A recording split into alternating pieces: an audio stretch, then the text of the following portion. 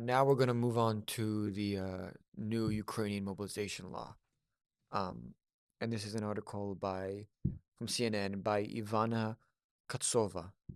Um, by the way, in case anybody's wondering, she's not Russian, she's Czech. So I hope that makes a difference when I'm reading this. Basically, under Ukraine's new mobilization law, which came into effect on May 18th, Ukrainian men are now facing a choice: comply and face the possibility of being sent to the front lines, or try to evade and risk penalties and condemnation.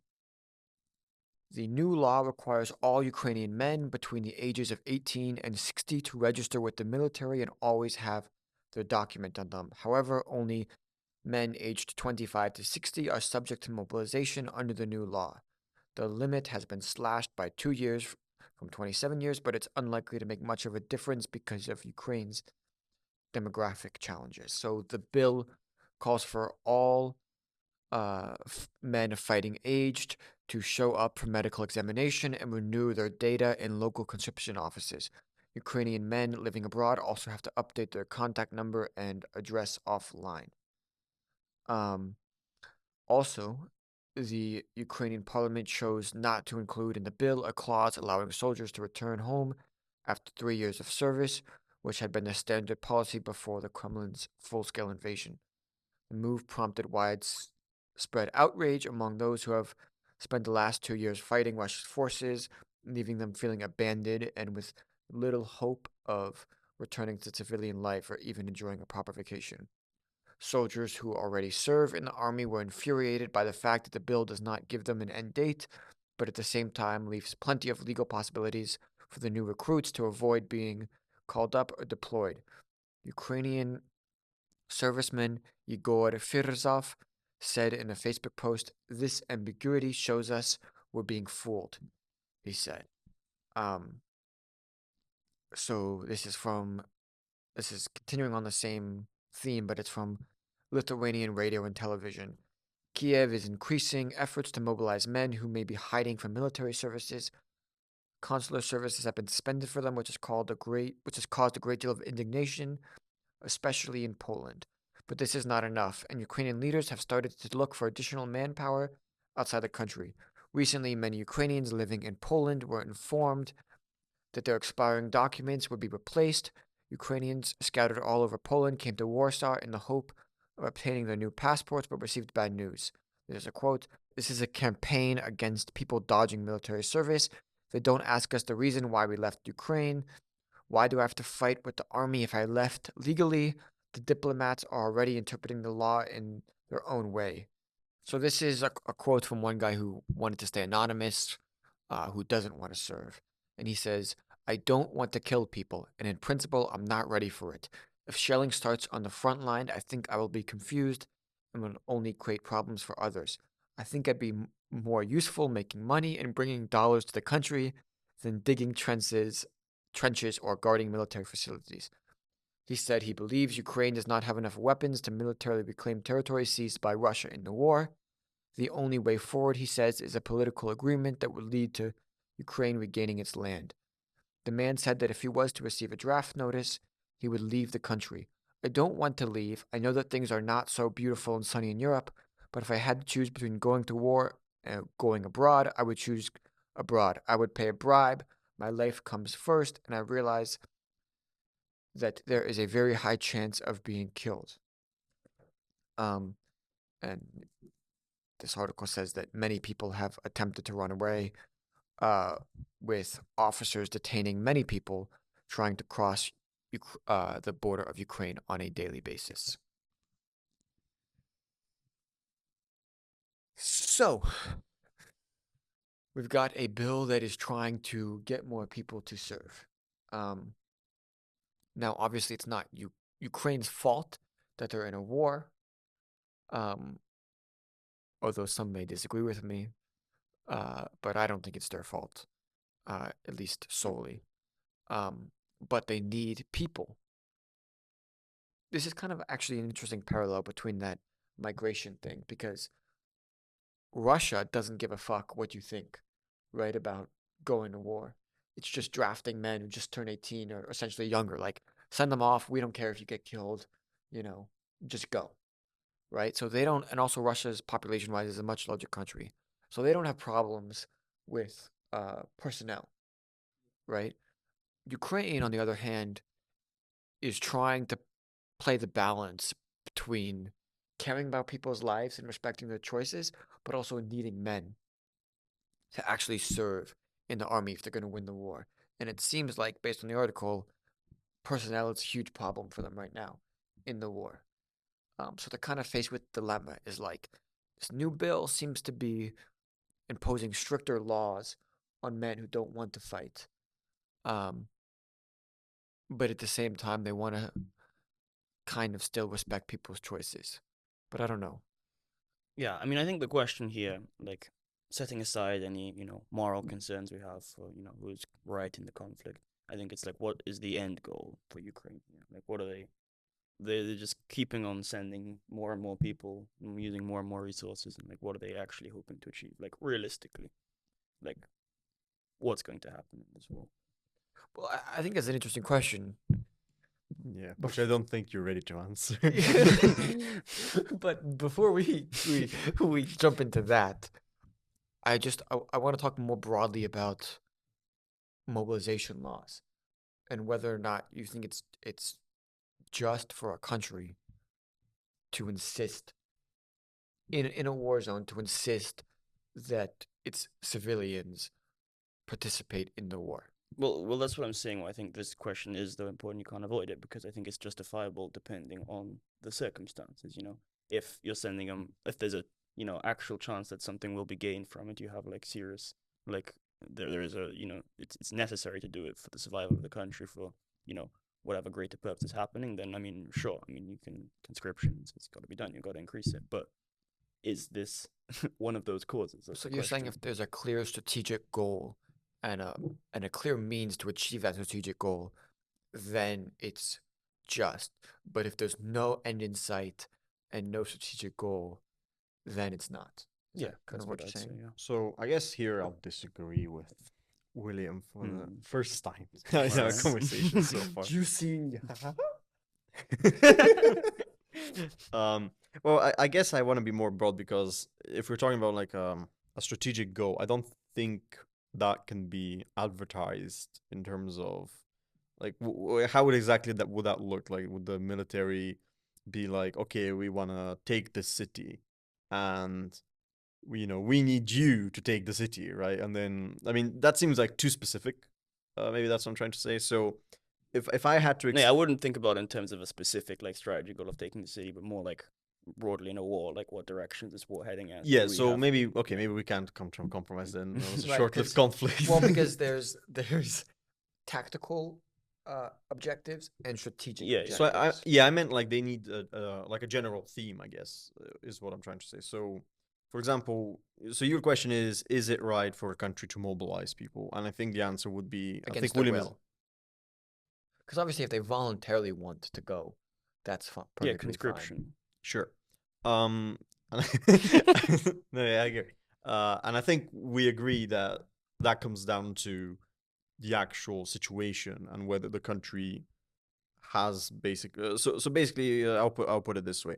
Ukraine, if really like we're talking about here, the survival of the state, right? It's the survival of the country, and the intention of Russia is to just just decimate the country, and you need to defend your homeland, right? And then we also have this idea that, well, I'll leave it with that because I'm overcomplicated. But basically, I think that's a just enough reason for a country to If Russia mobilize. were trying to just completely conquer the entire country, Right, because if a country is being attacked by an adversary, like, I don't know, like the Mongol empires, like to make even more explicit, right? Obviously, the country is trying, and the leaders of the country are trying to protect the citizens of the country, which would, in this case, involve the citizens actually going to war. Or if it's something else like a war where the country is going to war, it starts the conflict. For example, would have to have some sort of, it would be a more complicated reason, but it would be some sort of reason about why this has to occur, right? But again, you have to have some sort of justification.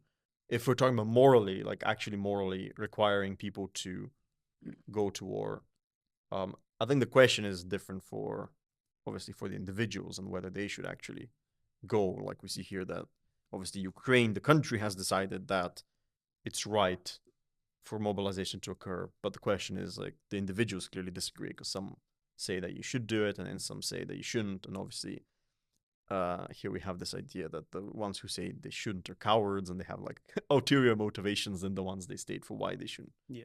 So I think that's always a question, like, why? But I think that's a personal question. I think if your question was, is it moral for an individual to do it? I think that's a personal question where, again, it's, does the individual agree with what is being told to them by their state? Because obviously the state is not. Obviously the state is ruled by other individuals, right? Who decide the actions of the state, and they're not always aligned with what's actually best for the state. Yeah, I don't think I have too much to add there. I would stick with again, yeah. It depends. I don't think what Ukraine is there is much of an end goal in sight in Ukraine, realistically.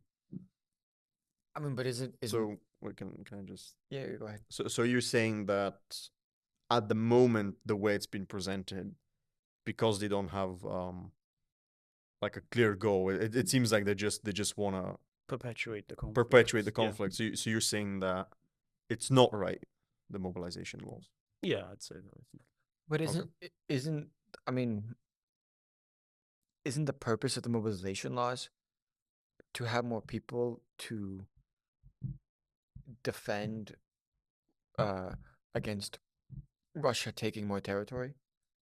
Like, wouldn't that be the strategic objective? Yeah, but again, it's, I mean, in the article, for example, it's realistically, we're speaking, like, is it actually going to affect them? Because first of all, the actual people that they're expecting to get from this is not that many. I mean, I'm pretty sure here I read somewhere that the generals don't think it's going to be that effective. Right. And secondly, I mean, they even said, I think, basically they said there was a city that they lost, and if they had more men, they could have held it for longer, which implies they would have still lost it. Yeah, exactly. So I I'm mean, kind of like, okay, every like person you can come up with this conscription, Russia's just gonna have 20 more people. it coming just seems like through. It's more people would die Yeah, in exactly, the for, siege like, of the not city, really and much then they would gain. lose it anyway. So in that sense, I agree with William that this does kind of tie in with the tactical, but obviously it's the message that you want to send. But again, if a state is facing extinction, but then it's not really for the state to survive. It's more like for the well-being of the citizens. If you really want to push me on this, right? It would. So actually, if the only way to make the state the survive is to kill a disproportionate amount of people in your country by sending them to war, maybe then that seems pretty bad. If if the alternative is it depends what the alternative is, obviously, because we don't. This, you have to factor in a bunch of other things, a bunch of other variables about what the conquesting, the conqueror would be like, and what the citizens would they prefer that. But again, obviously, this is things that the individuals have to decide, and then individuals as a group have to decide, which is what the state decides, right? Yeah, I mean, there's a lot of things that I'm thinking right now, and I don't know how many of them I'll say out loud. But Shoot them out. Shoot them out. no, I guess one, right, is this obviously draft law seems to be an act of desperation on Ukraine's part, right? They don't have the men. The men that they do have out there are tired, right? That's why they haven't given any. They didn't include any laws to bring them back home or give them any rest. The ones who have already been out there, because they don't have any other choice, right? If they take away those guys and let them rest, they'll literally have nobody. So it seems like this is an act of desperation where they're just trying to get people to come. And to me, this is a sign that they're losing. They know they're losing. But they don't feel like they have any other choice, because from the Ukrainian government standpoint, to accept that they're losing and that they've essentially lost is a failure and a humiliation, right? Because, I mean, for so many reasons, getting defeated by Russia and bullied by the big brother, right, is like a humiliation. Yeah, but what's more important, humiliation or, So I people was not I was dying? about to I was about to say Well, also that I had this thought that again it's what's the point of this? So if the point is that with more men we can hold out for longer, okay, but we're not gonna in this scenario, and if this is the point, then the idea is that you're not gonna reclaim any territory or any significant territory. It's just that you're gonna hold on so you're not steamrolled, right? If that's the point of this, then maybe William would say that that's a good way of doing it.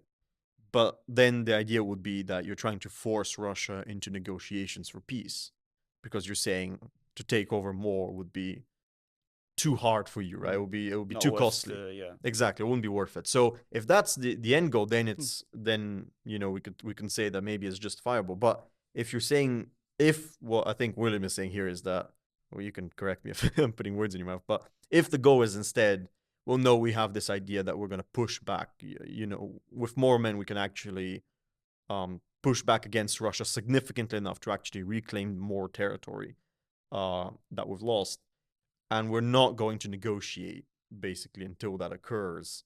So Yeah, I it's mean, kind of that's like an just uncompromising position.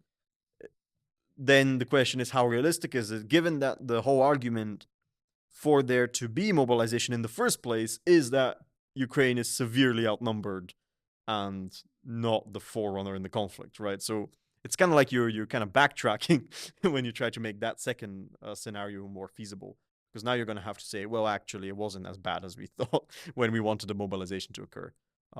Unless you think the mobilization is going to bring in huge numbers of people and it's like going to severely overturn the situation, which I don't think which it seems the like Ukrainians agree with either. But it seems like it's not going to, because number one, as I mentioned, Ukraine's demographics are such that decreasing it from 27 to 25 is not really going to change that much.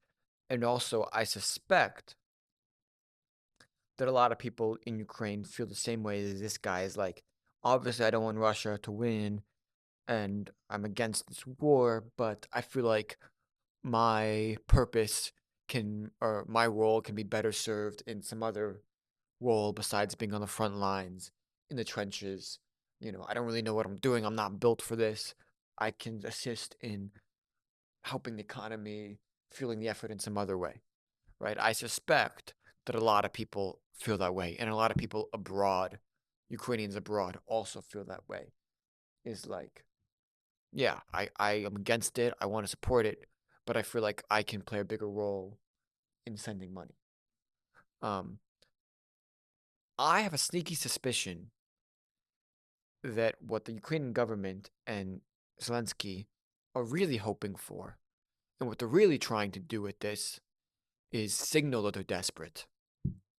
And not signal that they're desperate to Ukrainians, but what they're really trying to get is soldiers and help from other countries. Well, the West is gonna feel so bad for all these poor Ukrainians getting mobilized. well, the effectiveness of that strategy is another question. But I think Anthony is right. I think I that's think and we're seeing more and more like repeated pleas from Zelensky specifically. this is just my belief, right? And a lot of people are going to criticize me for this, maybe. But my belief is he wants NATO to get involved. That's my guess. Would they criticize you for that? Hey guys, I want to pause the video here for one quick second to clarify one thing. So in the video, I said that I have a sneaky suspicion that Zelensky and the Ukrainian government wants NATO to get involved. Now, obviously that's a very inflammatory thing because it signals that Zelensky would want direct war between NATO and Russia and therefore World War III. I want to clarify that I do not necessarily think that Zelensky wants to start World War III. That would be a very extreme statement. However, I do believe and know to a certain extent that Zelensky wants stronger support from NATO countries, particularly the US. So the point I was trying to get across is that he's using this mobilization law to try to get more US support. In the preceding video, we do discuss this possibility that Zelensky would want World War III, meaning a direct confrontation between NATO and Russia, and why he might want that. But that does not mean we believe or think that he wants that. So that's all. Enjoy the rest of the video. I mean, that's insane. It's nuts. But that's my sneaky suspicion. I mean, I think the consequences of that would be obviously pretty bad, as William just expressed. But I think it's interesting because there is this idea, you were talking about humiliation before, if Ukraine loses in that way where they actually have to compromise. I mean, I think what it will have ramifications for is the actual government of Ukraine. I mean, normally when governments lose wars, it doesn't look very good for them, internally and externally.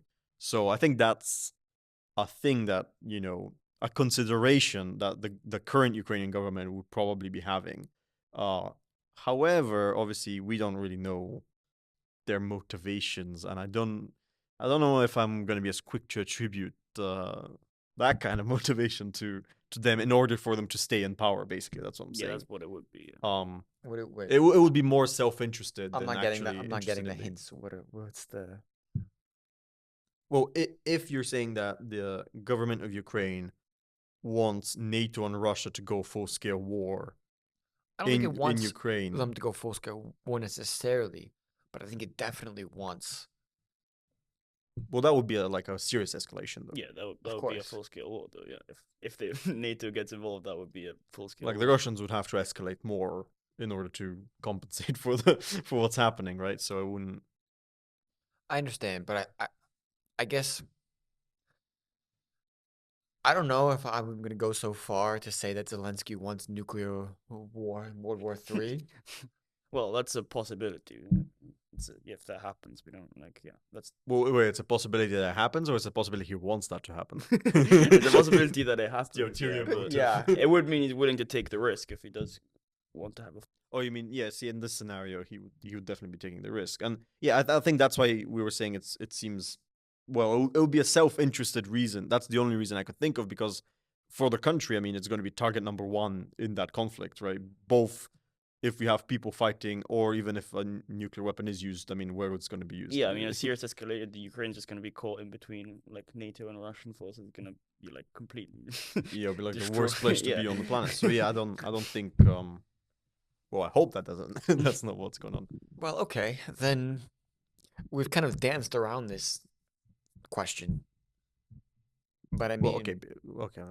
I wanted to add something about. yeah, go ahead, go ahead. I wanted to talk about the idea here of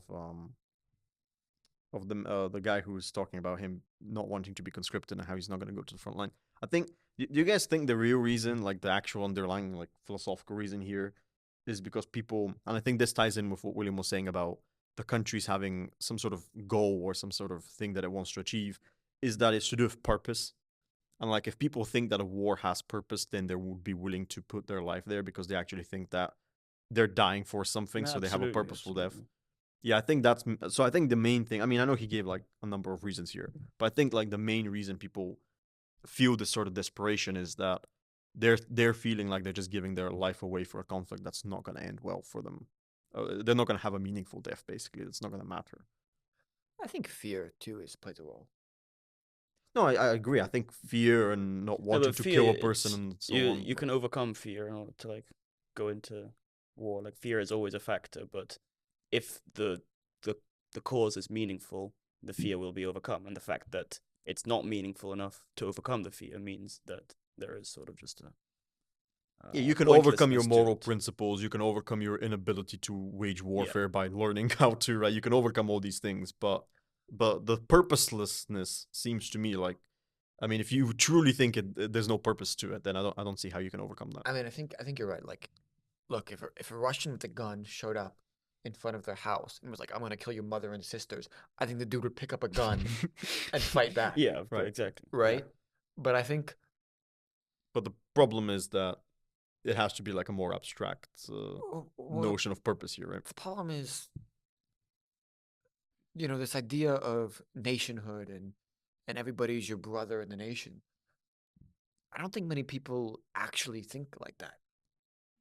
When it comes, they can say, "Oh, God bless America," whatever, brothers and sisters. But I think a lot of people, when it comes actually down to like internalizing that, they don't have that camaraderie with everybody in their nation, right? And, you know, dying to protect your family, or like I can speak just for me personally, I care way more about giving the ones close to me and family like a better life than protecting my country. Like that's just my personal thing. And I think if I had to wager, a lot of people feel a similar way. Well, a lot of people do view fighting in the war as protecting their family. Right? A lot of people like say that that's what they're doing. They're Sure, doing it for their family. sure, but So if you're living in Western in Lviv, where not much is happening in the war, you know, you're probably a lot less likely to feel that way than if you're from Mariupol or Kharkiv or whatever. yeah, but I think everybody sort of has to find their purpose if they are going to do this. I think there are things you can find in a country that are worth protecting. Put it that way. But I agree with you that it's not self-evident, and it's not the kind of patriotism that people talk about when they're like, watching football or something, and they're like, "Yeah, I like my country." But a lot of that doesn't translate into actual conflict. And what do you actually value, and do you value it enough to think that it's purposeful to give your life for it? Hmm. I mean, what do you think, William? Would you take up a gun and Probably not. No. no? I mean, obviously, it depends on the type of cause it was, but yeah, I mean, as I was saying, it would only be if it aligns with like it or actually the conflict like really affects me personally, and there's like some serious stake in it. Mm-hmm. And usually most conflicts are not like that at all. All right.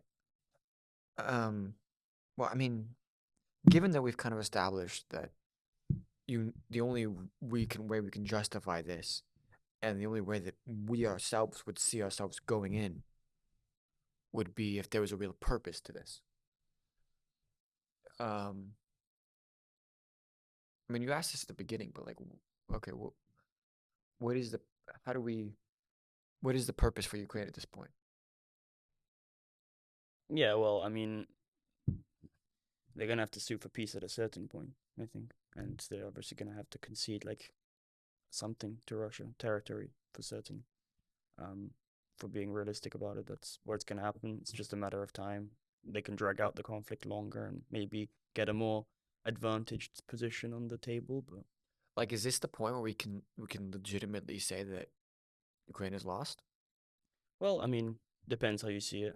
As it could be seen as a loss, could be maybe not. I mean, certainly does seem like a bit of a loss having to. By their standards, I would say. Yeah, yeah. In terms of the international sort of um the way it's going to be seen, I think it would be as a loss. I mean, Russia basically invaded and would and got away with it in a sense. And took Yeah, some territory yeah. along the way. Yeah, but I guess you could also frame it as we prevented them from taking Kiev and taking all of Ukraine. Yeah, but I mean, was there ever really like an objective to just take the entire country? I mean, Well, I think, Athen, you're a good spokesperson for what will be said in yeah. the future. But I think William is kind of trying to get at what actually was. Nah, yeah, it's. I would agree with the. What I said before was that I think the realistic goal here, if you want to talk about the mobilization, is to just make it extremely difficult to take any more. And maybe, again, obviously, we don't know the details about the war, but maybe there's some sort of tactical objectives that can be achieved with more manpower. I mean, here's what I would say. So, Here's what I would say. What I would say is if I'm gonna justify this action and justify all of this stuff, that's what I would say. If Ukraine thinks by this additional laws that it can get to a point not where it's gonna win, but it's moving, it's flipped the script a little bit so that it is either neutral or in a slightly favorable position, like meaning that the direction that the war is heading is moving in a slightly more favorable position toward Ukraine, where they can in a position to negotiate better peace terms than they were now. That is the only way that I could see that would be a real purpose for doing this. Because I think you're right, the winning everything is off the table. But if you can get to a point where you're in a position to have a little bit more hand for the peace talks, I Yeah. could make an argument. But again, it depends. Like, what are we talking about here? A couple of yards? I mean, Yeah. So I'm not disparaging it. By the way, obviously there, like I said before, there can be actual like tactical objectives. But again, all this is just abstract stuff that we're talking about here. We don't know the details of what's going on. But overall, I agree with William that it's just the current stated goal. I can see why Ukrainians are reluctant, like the person that was interviewed, about going to the front, thinking that it's not going to make a Right. difference for their country. Because I think officially the stated Ukrainian goal is to win the war. Well, as far as I'm aware, they're not negotiating. That's the official goal. Reclaim all the territory, win the war. Mhm. And that seems Unlikely. your words, not mine. Well, I think you've said a bit more. Okay. Hey, listen. I'm just here to listen to you guys' answers and give additional commentary. Impartial observer. Yeah. Yeah, leave a comment in the comment section below. Yeah. All right. A shrinking life. Why some Asian youth withdraw from the world, from CNN. Hikikomori is a Japanese term for people who cut themselves off from society, sometimes for months or years, often Gen Z and millennials in the prime of their youth. The phenomenon first emerged in Asia and is particularly well documented in Japan, but similar stories are surfacing in other parts of the world, including the US, Spain, and France. Researchers at Yale have suggested that the rise of the internet and the decline of face-to-face interaction may be driving the global spread of Hikikomori. Others say COVID-19 have contributed to it. It is not clear how many Hikikomori there are worldwide, but more than 1.5 million are estimated to live in Hong Kong, Japan, and South Korea. Here are some of their stories. Okay, so this is a guy named Charlie. Charlie's withdrawal began in his early teens after he argued with a teacher and overheard classmates criticizing him at school. At first, Charlie said he tried to attend school once or twice a week, but by 2019, he had closed himself off entirely in his bedroom. He would stay there for 4 months.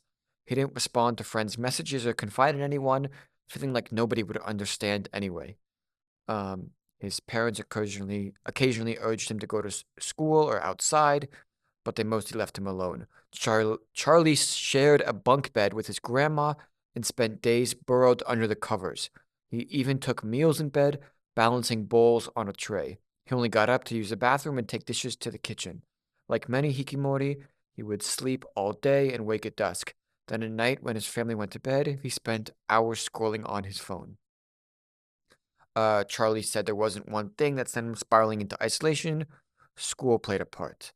Paul Wong, an associate professor at Hong Kong University, estimates up to 50,000 Hikikomori live in Hong Kong, mostly middle and high schoolers, though preteens have begun showing symptoms too. Many Hong Kong parents are so focused on academic performance that their children do not do anything besides study. When students begin to withdraw, parents may raise their voices and use tactics like guilt, tripping, or other forms of punishment, which only pushes them further, this professor added. Many adult Hikikomori in Japan withdraw after losing their job or struggling to provide for their families, according to Taipei Sekizmizu, an associate professor of sociology at Meiji Gakuin University. That's probably a terrible pronunciation. This trend reflects broader economic problems like Japan's rising cost of living and stagnant wages.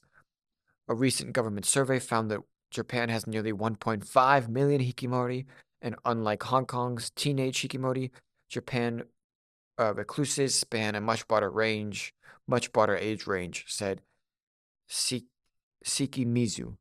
Some elderly parents in their 80s are reportedly having to support Hikikomori children in their 50s. He said, Takahiro Kato, why are you laughing?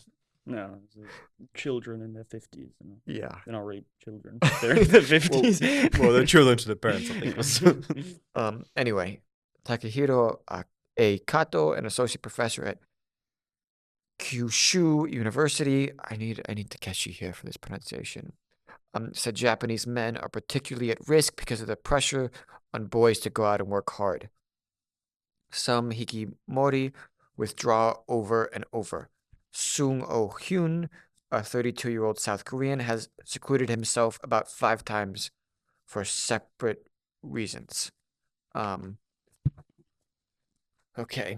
Finally, for years, researchers thought Hikikomori only happened in Japan as a cultural bond phenomenon, but stories of extreme withdrawal worldwide show the condition is not limited to Asia. Experts say there could be more Hikikomori cases worldwide that are misdiagnosed as depression or anxiety. Okay, it says Charlie took nearly a year to recover. By the time he fully emerged from his room in 2021, the world looked different. Kato, the Japanese expert, says in time, self-isolating for weeks or months may not seem so unusual. In the future, let's say in 2050, after lots of events like pandemics and wars, it may become normal not to go outside, he said. I was just curious about how many Hikikomori there were outside of these countries.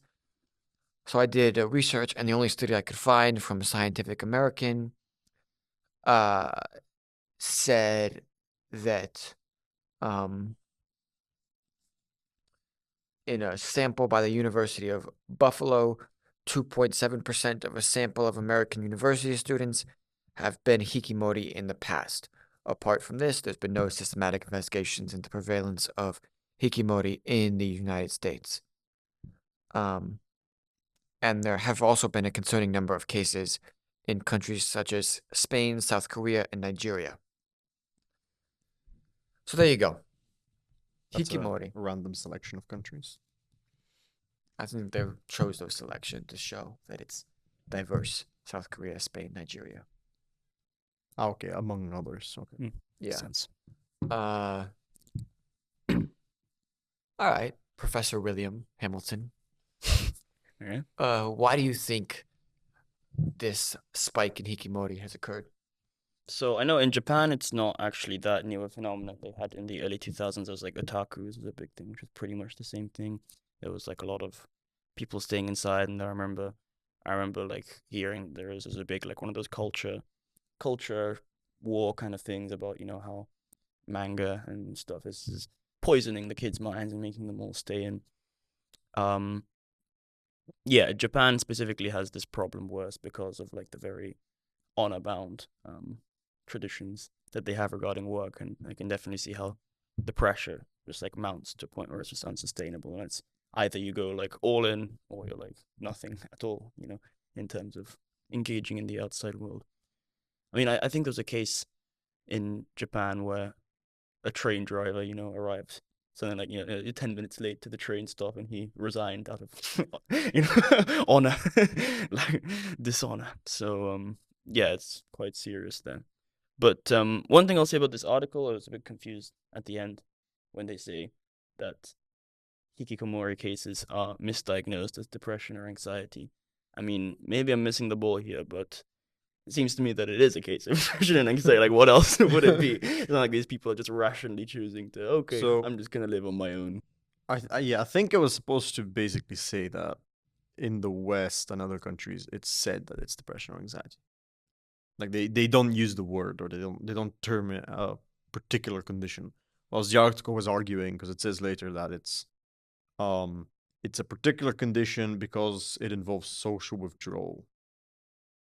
But I would agree with you that anxiety and depression also involves social withdrawal. Exactly, it might be a more like specific version of like I think they're just things. Picturing, but I think the reason for that specificity is because I think in Japan it's just you can get away with that because it's to do with the technological advancement, and I think we've talked about this before. Where it's like you can like do this, where you stay at home and then you play video games or you watch, I don't know, was anime or Yeah. I mean, it seems like Hikikomori is like an extreme version of depression or social anxiety, Well, yeah. right? So, I mean, I think, I guess, well, my interpretation of this article was that things that are just labeled as depression or anxiety are actually Hikikomori, and they're not given that title. Yeah, but I feel like it actually makes more sense to label it as depression and anxiety, because then, it's more of a problem to be solved. Whereas hikikomori can just sound like it's a lifestyle. People just like, oh, look, I'm a hikikomori. But what does the doing word the mean? thing. Do you know? I also think you're right. I said Hikimori, and it's Hikikomori. Yeah, Mhm. hikikomori. Um, Yeah, what does it? Is it just another word for like sad or something, or is it to do with the actual action of I don't know. self-isolation? Takeshi, tell us what Hikikomori means. Because I think that would matter. Obviously, if it's like it's just another word for depression or anxiety, then we're just talking about that. If it's about the actual action, then again, I think you can say that severe cases of depression and anxiety do lead to self-isolation. So, yeah, maybe there is not that much of a. I don't know to what extent you think it's like culturally bound. It's because it is prevalent in Japan, but if we say that depression and anxiety is basically equivalent to it, then it's not. Well, it's I think Japanese culture and, I think, well, Asian culture more broadly lends itself more easily to cases of depression and anxiety in these specific patterns because of the way households grow up and are structured. Well, again, if you're Yep. from Japan and listening, and you have things Go to say, outside. No, that's not what I'm saying. It's like in the comments. No, leave your watch the video first. I mean, do you think are you both in agreement that hikikomori is inherently something that should be solved? Like that that it's normatively it's a bad thing? Well, yeah, of course, it's a mental health crisis. I'd say it's pretty clearly that. Well, nah. Yeah, of course I agree. I mean, I think I don't get this last from the Japanese expert. This last little comment here that in the future, after pandemics and wars, it will become normal not to go outside. I mean, Yeah, I that mean, I just hope he seems- wasn't saying that as a oh, this maybe we should normalize this. Yeah, I hope wasn't it's not quite that, sure. or- That's, I mean, obviously not. Actually, it's just a weird statement because it can also be read as like pandemics and wars are happening outside or like constantly, so you're actually forced to stay inside. Yeah. Would not even be a case of hikikomori because that's just Yeah, necessity that you can't go exactly. outside. So I don't know. I interpreted it as like all these bad things are going to happen, and people are going to be so depressed that they're not going to want to go outside. Oh, it's gonna cause Mm. mass depression. Okay, yeah, that's That a makes fourth more way you sense. can read it. Yeah. Hmm. I mean, The example with Charlie, I think I find that a bit weird in terms of the parenting there. It's like, how do you let it get to that stage? The parents are kind of, obviously it says they no, this is even afterwards where they tried to guilt shame and all that. Yeah, sorry. But clearly, I don't know, the way I see it, it's like obviously it's a mental health crisis and it's a mental health situation. Then the first thing you should do if you are a parent in that situation is go see an expert about it, see a therapist and go through it. And instead of going along with it, which is what seems to be going there. So maybe that's the cultural aspect of it, that it's not seen as abnormally as it would be here. Perhaps. Yeah, maybe. I don't know. I don't know actually how much the stigma against mental health and therapy is in Asia. It might be that's it's just seen as less of a real thing. You just have to, go along with it. Well, I have a broader question, which is how much do you think will become more and more self-isolated now that, like, the internet clearly is something that allows you to be self-isolated? Yeah. So do you think that will be more prevalent now? Yeah, a lot more and more. I mean, this is sort of the tech companies, wet dream. It's what they all want everybody to become. This is ideal for them. brain in the vat. Yeah.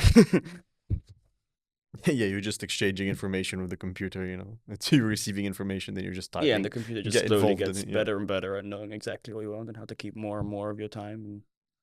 I mean, what I don't understand that they didn't mention is, I would assume by doing this for a year, just being in your bunk bed, and then sleeping until dawn, and then being under the covers, scrolling on your phone, and eating in bed, I would assume you'd have serious health problems. Well, yeah. Probably. massively overweight. Like they didn't mention any of this in the. You do this for like 2 years. I mean, how do you not become obese? Yeah, I mean, you just don't eat much. So what's the solution then? Like, do you just go outside, or like what's the? I guess like how could you counteract that? Because I think the internet is so prevalent that it really like allows for it and sort of pushes you in that direction to an extent. So how would you? What's like an active thing that a person can do to counteract that? Well, that's the big question, isn't it? Yeah, I I didn't. guess it is. I didn't include this in the excerpt of the article, but it was mentioned that I think there were some like support groups for people that had hikikomori. Is it online meetups or what? No. They were like in like Yeah, I remember local this. Yeah, like churches or something. it was like an in-person like house or something Yeah, along those like a lines. support group basically for So it's people that are people of the same hikikomori. kind of. Yeah. And I think that helped one of the examples. Hmm. So I guess maybe like that support groups. Yeah, I mean that's something. Yeah, I mean that's already treating it like a mental health issue, which already seems to be a step in the right direction. From I mean, it's unclear to me that is a hikikomori. Is that you get called hikikomori from the fact that you are doing this, or are you hikikomori because you don't want to go outside? Do you know what I mean? Like, is it because of the actual practice, or is it because you don't want to go outside, or like I if don't you're understand. still yeah, I'm like not seeing the difference. no, Yeah, no, I'm no. not seeing the difference either. Like if you're still going outside and going to school, Hmm. but you're dreading it and you don't, all you want to do is just be under the covers, but because of parents forcing you to continue to get up and do it against your will, are I you would- still hikikomori or No, do you No, I you're would not a say you have hikikomori. to You're stay in, in. you're in danger of becoming a hikikomori. Exactly, So, because yeah. I think Okay. it's related to the severity of that feeling. So if it's so severe that you literally choose not to, and you choose to do everything through the internet and just stay at home, then I think yeah, in that sense, it's already reached that stage. But I think that's leading to it. So, but it's not as severe. do you think there's a wider problem in society, like not just limited to hikikomori, but more broadly, as you were mentioning, because of the internet and because of all these things that people more broadly are just not being as active, not playing with their friends outside, you know. I mean, I can say just my observation is that more friends when they meet up, it's just like you see more families, right?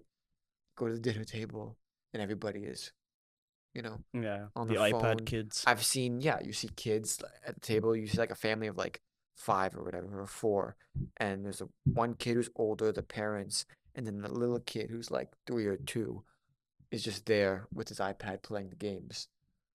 Um, I mean, do you think this is a? I think it's a wider problem, but do you think it's a? Yeah, I mean, definitely. I feel very bad for the generations growing up now. I mean, we're all really lucky. I think we're like the last generation to have grown up without actual internet access, but it's really just gonna rot your mind. I mean, to put it lightly. I mean, social media CEOs, they all tell you if you look it up, none of them allow their kids to have social media. They know that it's terrible for them. It's yeah, Yeah, I pretty think much proven at this point. yeah. I mean, a great thing that we used to have was boredom. I Yeah. mean, it really sticks with you. I mean, the stuff that you come up with when you're bored. Yeah. There's a constant like need to not be bored at all times, constant like stimulation. And I mean boredom is what like where all great things come from. It's from from a stage of boredom. And boredom's not even a like negative feeling. It's only the you associate sort of a negative aspect to it. It's like bored, oh I must like relieve myself. But what's wrong with being bored? You can just sit and be bored for Well, a I bit. mean, you know when you go to bed, right? And like you're lying there, right? And it's like okay, the moments before you decide, okay, now it's time to actually go to sleep. What does everybody do? They lie there on their phone, Yeah. right? Do you? Yeah. You do? Yeah, to be No, fair, I don't. I normally It's read. You put your phone somewhere else. yeah, to be fair, I did that on purpose. I leave it like All right. See, away maybe from I'm my more bed. hikikomori with you guys. No, but no, that's true. I used to, but yeah, now I just leave it or I read something. It's I mean, the thing is, I'm generally like a very fast sleeper. So Mm. on a personal note, I fall asleep generally very fast. But in moments where for some reason I can't, like if it's like an hour, when I can't, it's usually like a very long time that I can't fall asleep. And so then I like go to my phone. You probably can't fall asleep because you're on your phone No, though no, no, no, on the no. bed. But it's like, yeah, maybe. I mean, no, when you're using your phone or doing any activity on your bed that's not sleeping, your brain just like associates the bed with like being awake at that situation. So when you try to Okay. sleep, it's not ready for sleep at all. Yeah. Basically, if you're going to bed, go to bed. Yeah. Don't do anything else. I thought it was interesting something you mentioned. I think you were just sort of saying this in passing when you said like, what's the difference between hikikomori and what if like someone doesn't want to be with other people? But I think William is more correct in terms of like the actual reason for this has to do with dependence, and it has to do with that people don't want to be independent. Because I think in these cases, what you see is that they're being taken care of by normally like a parent. So it seems to me like it's this like they're not afraid of other people. It's more like they're afraid of taking on any responsibility, and that's relating to the cultural thing that we talked about, which is because maybe it too much is expected, where like any misstep would be viewed as really bad. So then their solution in their brain is, well, I'm not going to make any steps in the first place. So then there is no missteps to judge me on, right? So I think that's the real reason for it. I'm not as convinced it's because they don't want to socialize. Because I don't think people don't want to socialize. Well, there's probably some cases where people don't want to socialize, but I think in general, most people are actually want to socialize, but it's something else that keeps them from doing it. Did this article have anything on like the gender breakdown of this? 'Cause I would assume it's predominantly Men, yeah. men. It refers to it always as men, I think. Yeah, it I think does, it's yeah. said it's especially a problem for Japanese men. That's what it Oh said yeah, on. pressure on boys. I just had a thought, like at least in the U.S., the tendency for people that have all this pressure or whatever, or feel like incredibly disappointed or feel outcast because they're not able to live up to the expectations or do something, um, or whatever it is, they're make fun of by their teachers, the students, whatever it is. Um,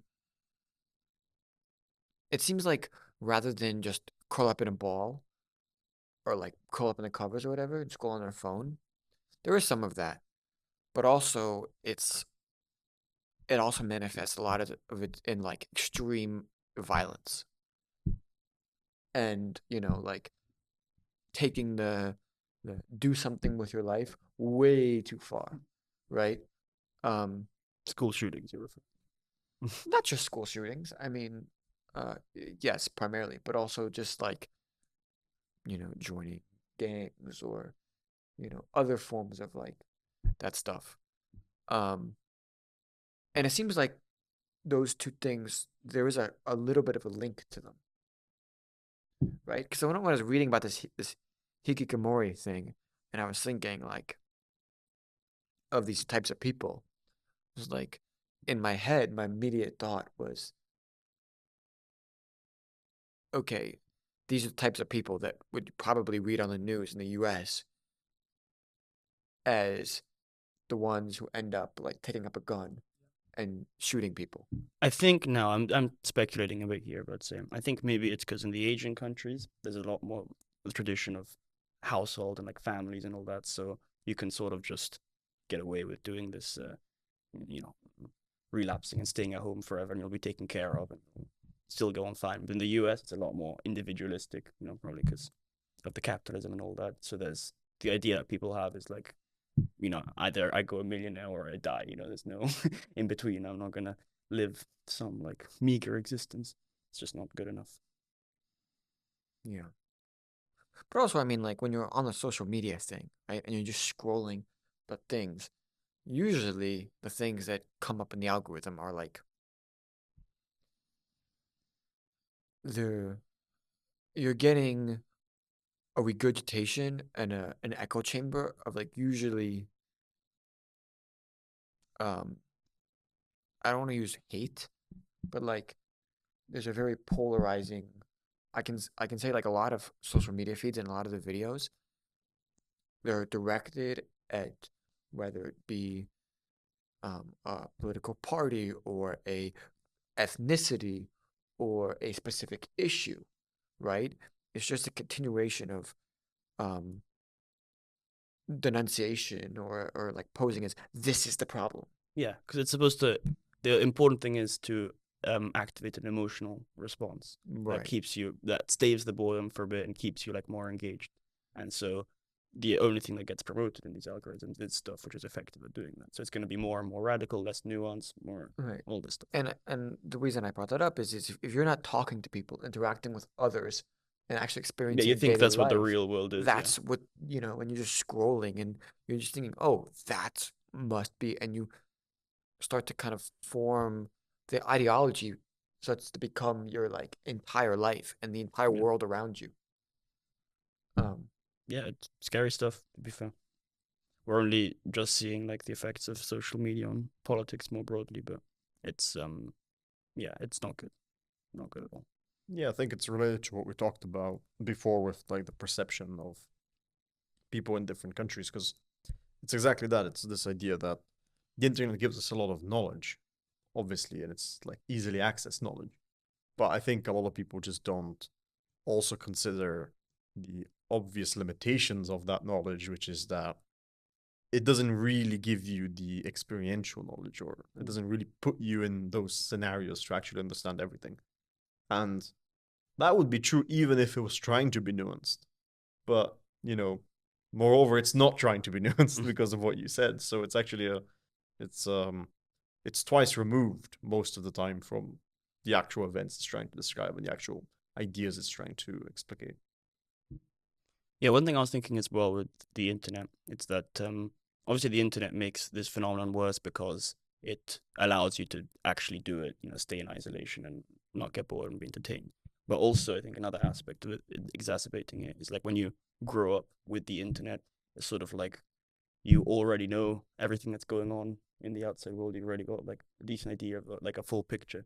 And like back in the day, you only knew like bits and bobs. You had to actually like interact and find out more about what's going on. This information wasn't easy. So nowadays, I think it feels like to a lot of young people, like there's nothing out there that's worth doing. I can already see it all here, and what I'm seeing isn't great.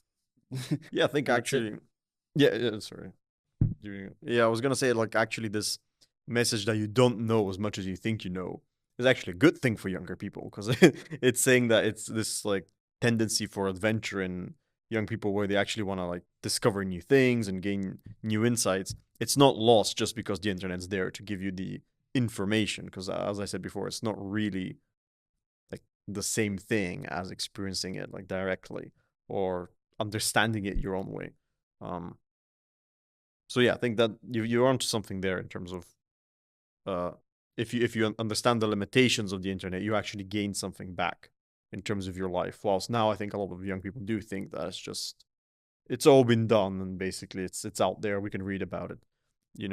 I always see these movies where back in the days you meet like a professor of some subject, and it's all really interesting to you because you're like, oh, well, can you explain this? Or you meet someone who's gone to a country and you're like, oh, what does it look like? Where you have like bits and bobs, as you said, of knowledge. And nowadays, nobody's impressed. It's like, yeah, I saw the picture on the internet. It's like, well, you've been there, but I've seen it as well. So, or it's the same with like, oh yeah, this stuff, but like I can search up the Yeah, it's sort of essays like on it. it's a bad imitation of what value really is. It's like sort of this commodified version of what's actually valuable in terms of experiencing, and they're pretending like this is what's really important. People sort of like it's only supposed to be like it's only supposed to be a indication of where real value is. But a lot of people have started to mistake that the symbol for the actual thing. So they think that the internet and the knowledge you get there is what's actually valuable, and that's all you need. Yeah, I agree with that. Because obviously there's that saying that was it like the journey is the most important thing, not the destination. But obviously that doesn't really solve it, because I think young people are like, yeah, okay, but like we have the destination, we have the like final product, and you have cut out the journey for us. Right? There is no journey. I can just get to it immediately. And I think what you're saying is, well, you can't really, because if the journey or the process is part of the value of that which is achieved at the end product, right? then the internet isn't really giving you the end product to begin with, because you're not involved in It's the giving you like a understanding. look into the end product, or like a symbol of the end product, but not the actual thing. Yeah, it's like I don't know, like consulting the Oracle at Delphi, or it's giving you some vague, ambiguous idea of what it's supposed to look like. So when you see it, you know that's what it is. Like the prophecies, right? When you see them, you know that's what it is. But the knowledge it gives you to begin your journey is not actually the final thing, obviously, right? I did have a thought when you were talking about how the internet makes people think they know everything, or that there's not anything to go out and learn. I think it also can play a role in people feeling like there's not their accomplishments or the things that they do are not worth. It devalues the worth of the things that they do because there is this like, oh yeah, I did this, but out there on the internet, somebody's already done this, right? Everything it seems like has been done. So when you actually do something or reach an achievement, you can instantly compare yourself to thousands and thousands of other people that have done something more, or gone a step further. And it's very hard. You hear this all the time. Don't compare yourself to others, but compare yourself to yourself, right? Measure your accomplishments not by what others have done, but what you have done. But that's incredibly difficult when you have access to what everybody else has done en masse. But the thing is, then what everyone else has done, it's all like always exaggerations, aggrandization. It's always like they're trying to present like. Actually, this got me. The Northern Lights were in Edinburgh recently, and I was annoyed I didn't get to see them recently. And I didn't see them either. I saw all these crazy pictures of people who had seen them, and there was like all the green lights and purple lights, and I was like, whoa, that was actually there, and I missed it. I was very annoyed. Then I found out that actually, you can't actually, even in Edinburgh, people who did see it, you didn't actually see those pictures. With the naked eye, you could only see like wisps or maybe a little bit. And with the phone camera, you actually get it a lot better. So these people are basically.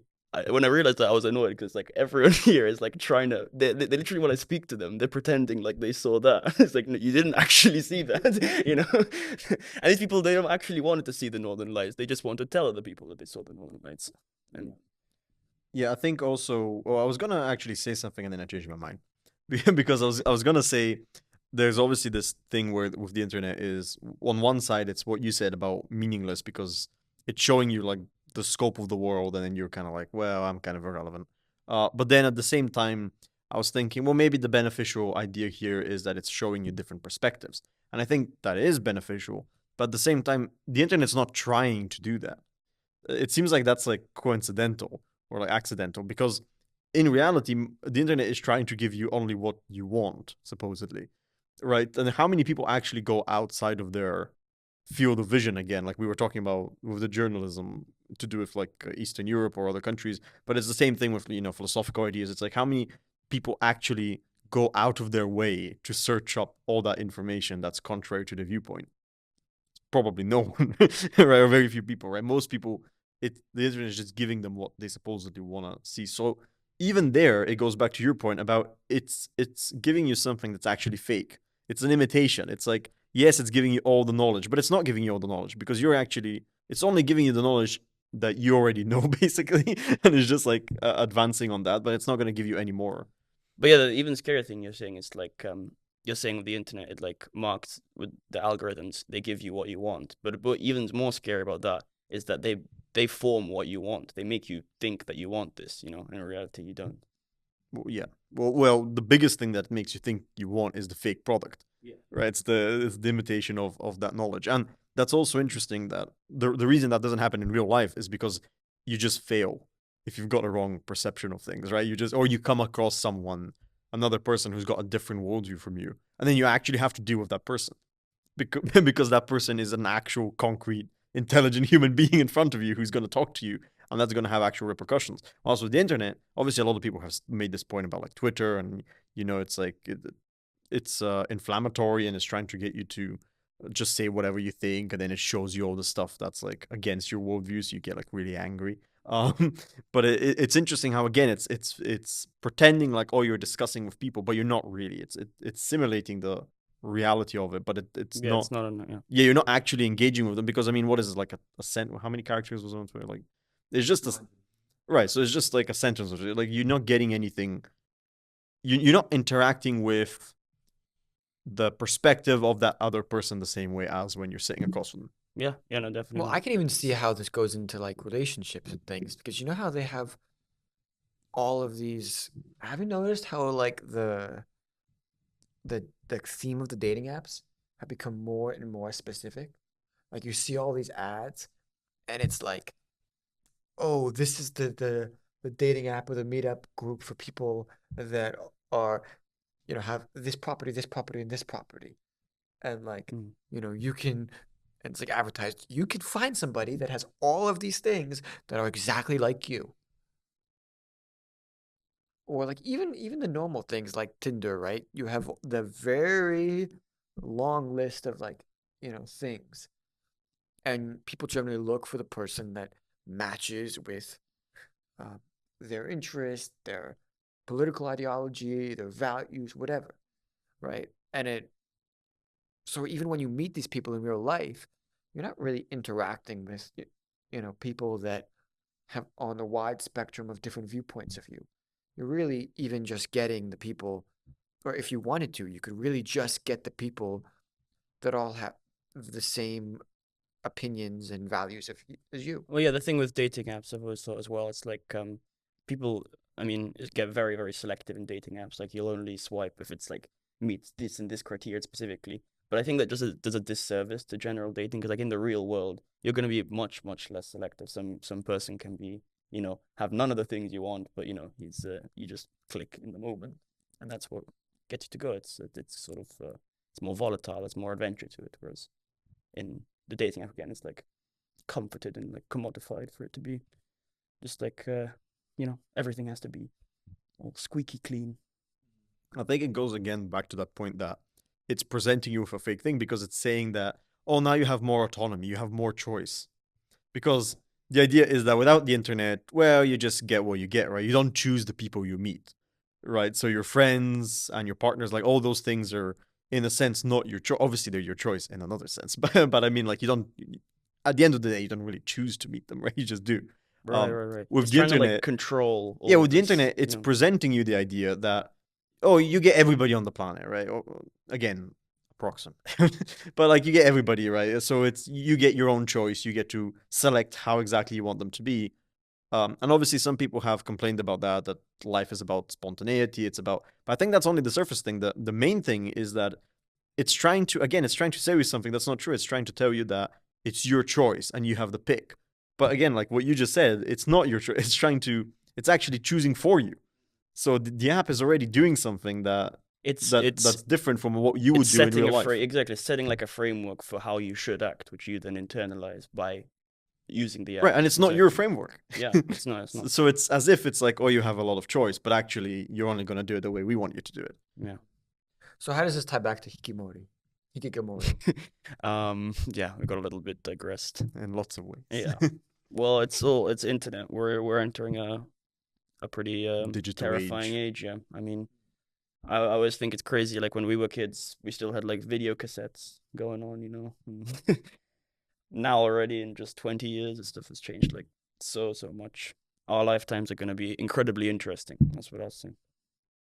Yeah, that's a good word. Interesting. Very neutral. Very neutral. Terrifying, I would use. All right. You want to wrap it up? Yeah. I was gonna say just one more thing. Yeah, of the stuff we were talking about with the simulation and the copies of all this, I haven't read it, but this is reminds me a lot of Jean Baudrillard. It seems like it, simulacra and simulation. So yeah, we should both read that. And me. Yeah, I mean you too. Yes. What's the book? What's the book name again? Simulacra and simulation. All right. And simulacra just means like imitation and copy, that kind of thing. And he basically talks about how the commodification of value and sort of false. Yeah. Cool. All Philip, any last words? No, I think we covered everything. Yeah. Just in general, you want any farewell? Any last things? Well, you put me on the spot now. I don't know what to say. Yeah, well, it's been a pleasure being on your podcast. Yeah, I it's- guess it's- that's the No, only no, thing. well, you guys will come. This is not the final time. Yeah, I mean, Maybe for a while, For a but- while, for a while. yeah. At least. All right. Well, anyway, thanks for listening. Hope you hit the subscribe button. We're almost at 300. We're like 5 away, so that's exciting. Yeah, and thank you both. It's been a pleasure. And thank you, Geography Building in Edinburgh, because this has kind of been the third home for me, besides the main library at my flat too. So yeah, hasta la vista, baby. Okay. Yeah, Edit thanks. that out. No, keep that in. Keep that in as a See you start next laugh. time. Bye bye. No, you're keeping that in.